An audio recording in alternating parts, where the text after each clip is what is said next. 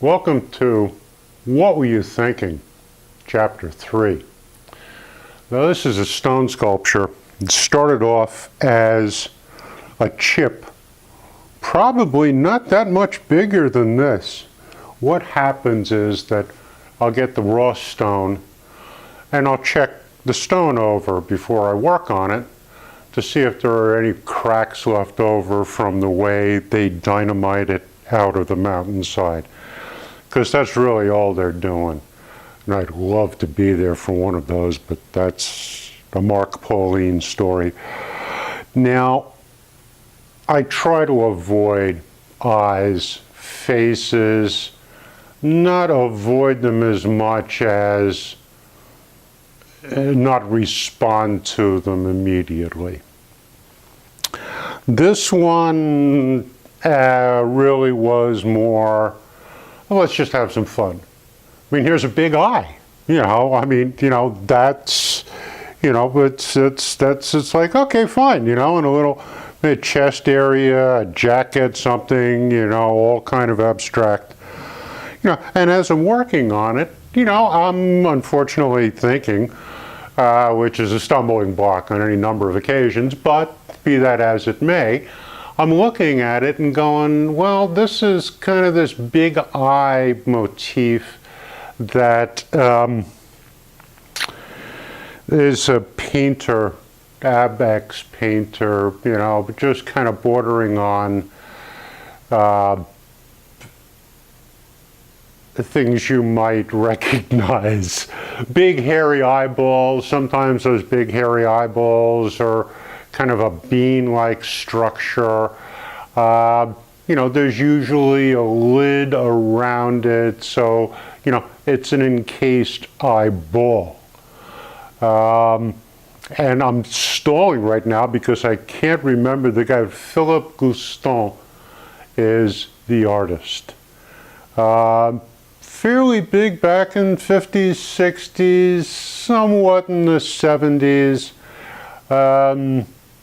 A minimalist composer I like quite a lot, dedicated a long piece to him, Morton Feldman, but once again, that's another story entirely.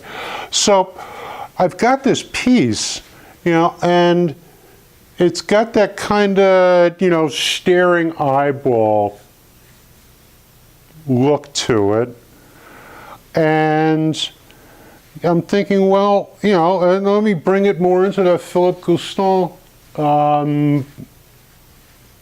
character, and what it's, a lot of times that eyeball is staring at a painting very close up. I mean, almost touching. Little eyelashes are just about on the surface. And you'll see this in a number of paintings of his. So I'm looking and going, well, okay, how about I have the piece looking at another piece of stone? And, I'm bringing out one piece of stone, I'm bringing out another, mounting it next to it, and I'm looking and going, no, that doesn't work. No, that doesn't work. And then I finally find one that does work. And I'm looking and going, well, the balance is pretty good. It looks about right. So you'll see I have a base here, post, square, so that you can't twist it once it's in place. So now I have a sculpture's version of that painting. An eye staring into, an unfinished work. Like a work that are just starting out, exploration, mystery, all the wonderful things that go along with, beginning a new project. And I'm looking at it going, well, this really is pretty nice. And then I realized that, well, son of a bitch, this is the piece that the chip came from.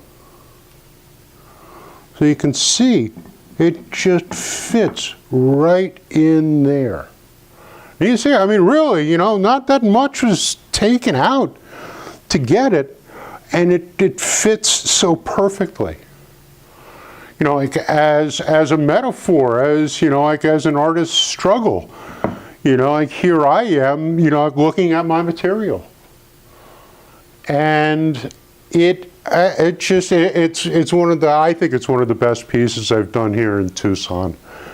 Yeah, you know, the colors are right. And the other thing that's nice too is that, you know, here's an example of the rock as it's coming out of the quarry. You know, there are some scratch marks on it where I started to smooth things off, because that's kind of, you know, you need to start smoothing off to expose some of that, you know, some of those cracks. Some of them are seismic from, you know, the formation over time. Most of the cracks are from their excavation process.